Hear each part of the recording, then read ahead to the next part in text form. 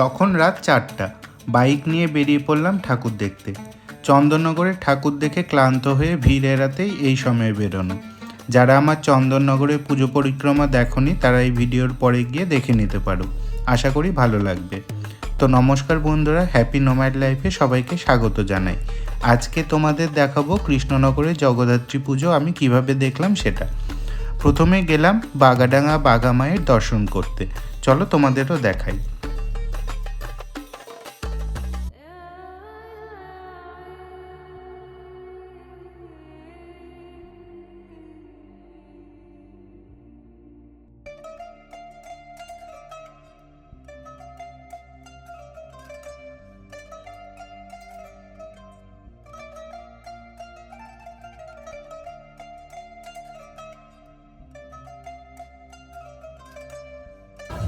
এসেছিলাম বাগাডাঙ্গার বাঘা মায়ের পুজো দেখতে। তো এই প্যান্ডেলটা আমাদের খুবই চেনা, কারণ এই প্যান্ডেলটা একদম দেখেছিলাম বাতকুল্লার শ্যামাশ্রীর সঙ্গে। তো প্যান্ডেলটা একদমই চেনা, একদম সেম প্যান্ডেল, শুধু ছাদটা একটু আলাদা ছিল। তো এবার যাই দেখি অন্য প্যান্ডেলের দিকে।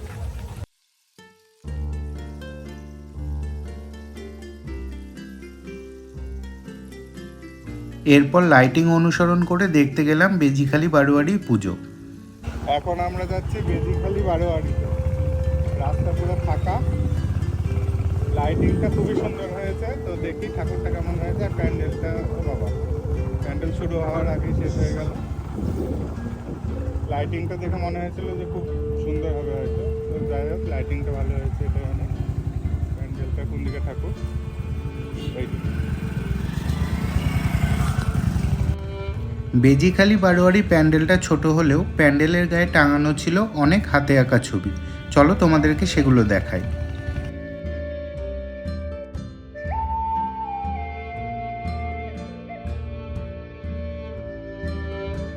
প্রতিটা ছবি খুবই মিনিংফুল, আর প্রতিটা ছবিতেই চিত্রশিল্পীর নাম লেখা আছে। তাদের এই সুন্দর প্রতিভাকে কুর্নিশ জানাই। এরপর ফাঁকা রাস্তা দিয়ে লাইটিং দেখতে দেখতে এগিয়ে চললাম সামনের দিকে।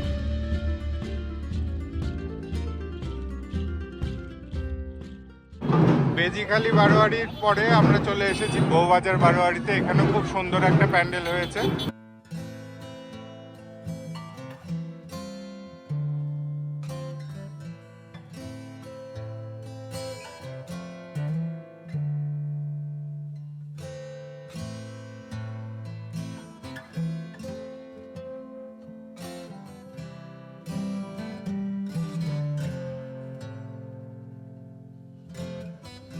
সত্যি প্যান্ডেলটা বাইরে থেকে খুব সুন্দর হয়েছে, আর ভিতরে ঢুকে দেখি ভিতরটাও একই রকমভাবে সাজানো, আর প্রতিমাটা আরও সুন্দর।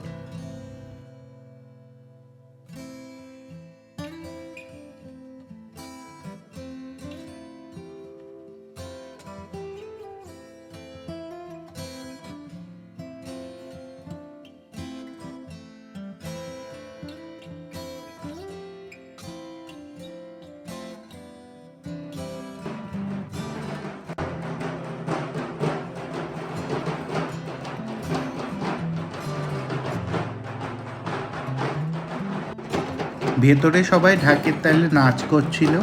সব মিলিয়ে বেশ এনার্জেটিক ফিল হলো এই প্যান্ডেলটায়।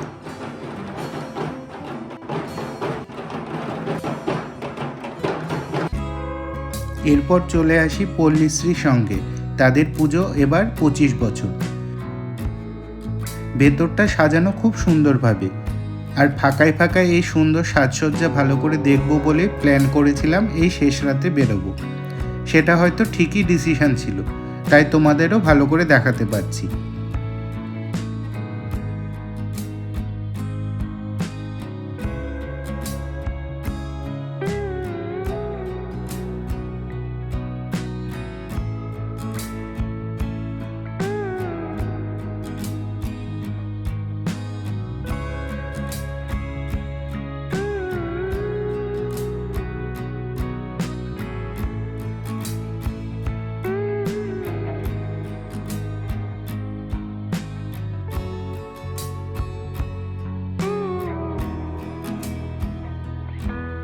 এরপর রওনা দিলাম শক্তিনগরের উদ্দেশ্যে।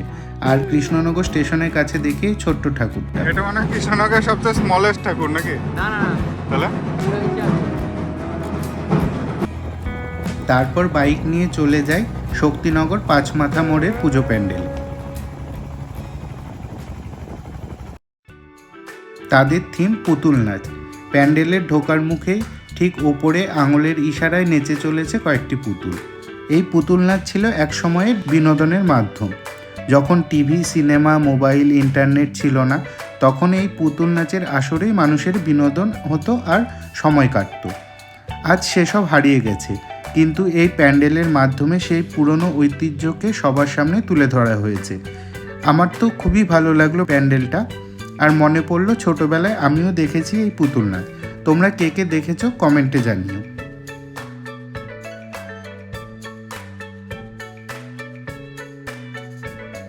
নমস্কার। পাঁচমাথা মোড় বারবারই শ্রী শ্রী জগদ্ধাত্রী মায়ের আরাধনায় 2024 এবারে মণ্ডলীর বিশেষ আকর্ষণের কাছে পুতুল নাচের ইতিকথা।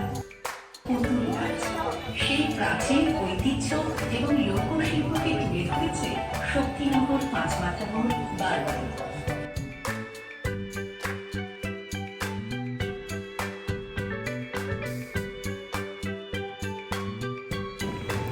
এরপর আবার রওনা দিলাম পরবর্তী প্যান্ডেলের উদ্দেশ্যে।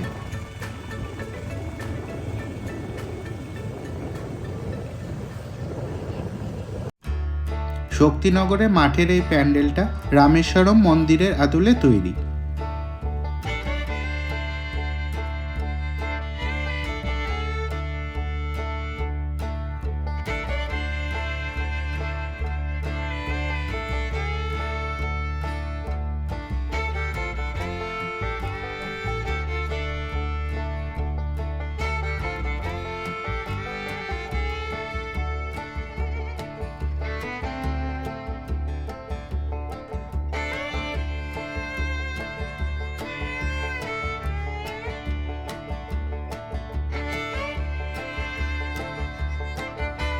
বাইরেটা ভালো করে দেখে ভিতরে ঢুকলাম। ভিতরটাও একই রকম নিপুণতায় সাজানো, আর সোজা রয়েছে মা জগদ্ধাত্রীর এই অপরূপ প্রতিমাটি, যেন একদম জীবন্ত।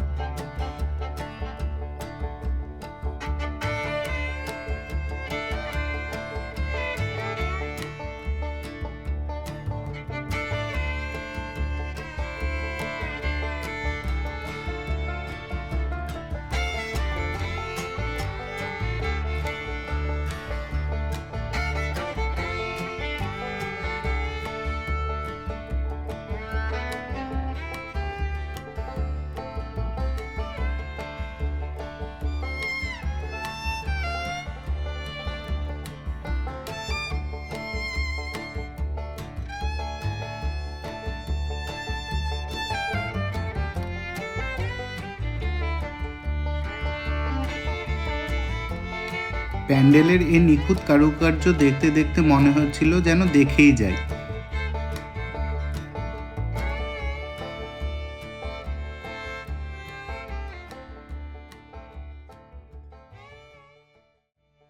তখন প্রায় ভোর 5টার বেশি বাজে, তাই তড়িঘড়ি চলে এলাম পাত্র মার্কেটে পুজো দেখতে, কারণ দিনের আলোর চেয়ে রাতের লাইটিংয়ে প্যান্ডেলটা বেশি ভালো লাগবে জানি।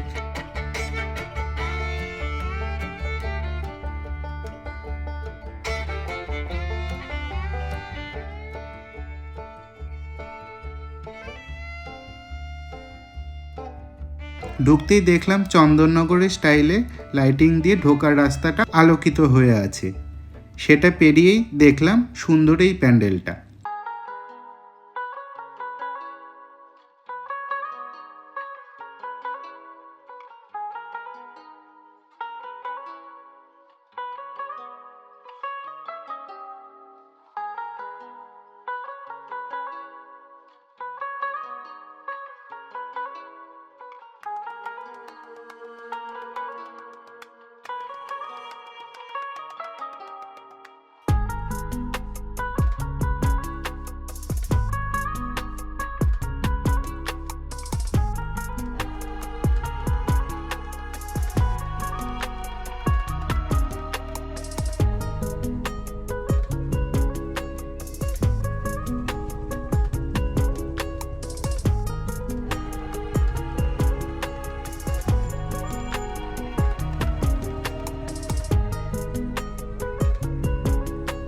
ততক্ষণে ভোরের আলো ফুটে উঠেছে।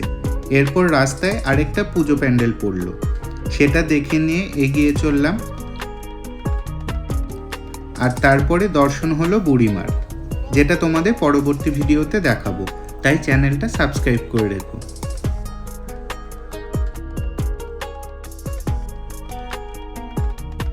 এরপর গেলাম পৃথিবীর সবচেয়ে বড় জগদ্ধাত্রী ঠাকুর দেখতে।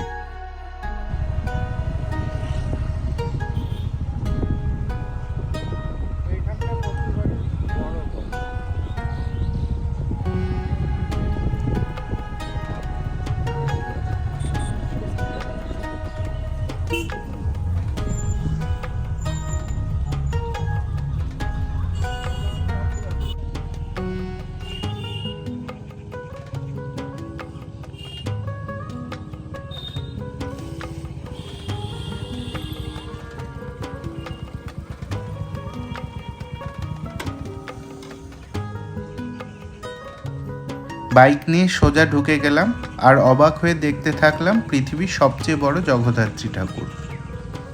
সত্যি বলতে এত বড় ঠাকুর আমি আগে কখনো দেখিনি, আর তাই এত অবাক হচ্ছিলাম।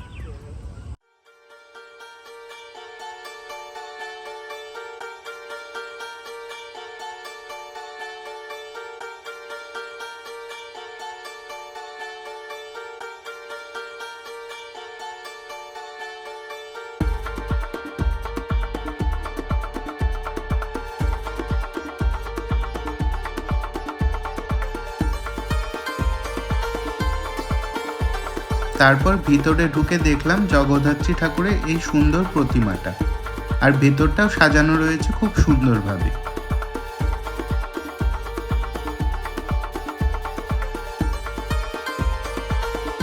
প্রণাম করে বেরিয়ে পড়লাম পরের প্যান্ডেলের উদ্দেশ্যে। বাইক নিয়ে পৌঁছালাম আর দেখি এখানের প্যান্ডেল তৈরি অযোধ্যার রাম মন্দিরের আদলে।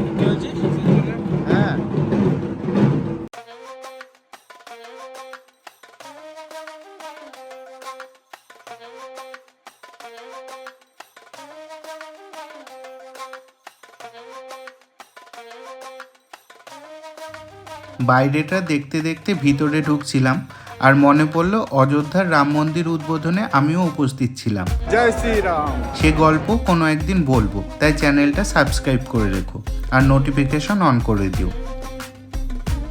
এরপর ঢুকলাম প্যান্ডেলের ভিতরে।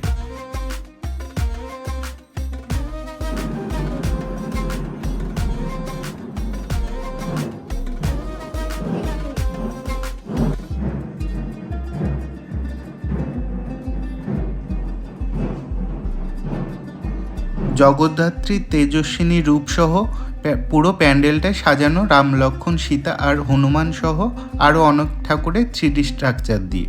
মনে হচ্ছিল পাথরের খোদাই করে বানানো এই স্ট্রাকচারগুলি। সেরকম ছাদেও একই রকমভাবে নানান কারুকার্য করা রয়েছে।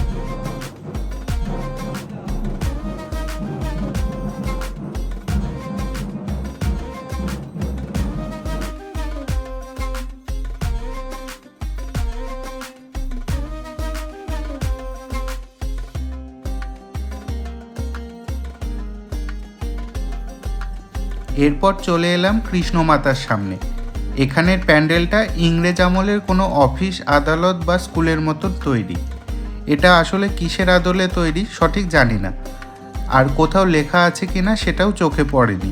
তোমাদের জানা থাকলে কমেন্টে জানিও যে এই প্যান্ডেলটা কিসের আদলে তৈরি।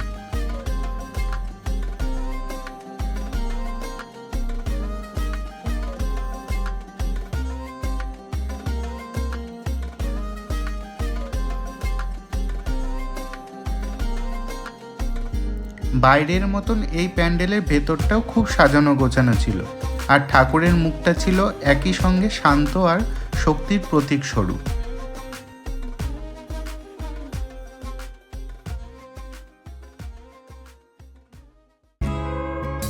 এরপর এলাম আমিনবাজার বারোয়ারি পুজো দেখতে।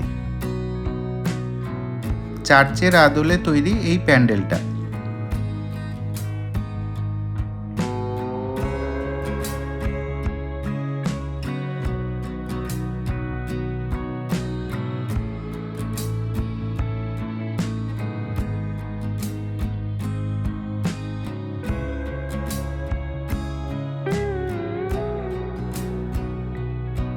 বাইরেটা দেখতে দেখতে ভিতরে ঢুকলাম আর প্রতিমার দর্শন হলো।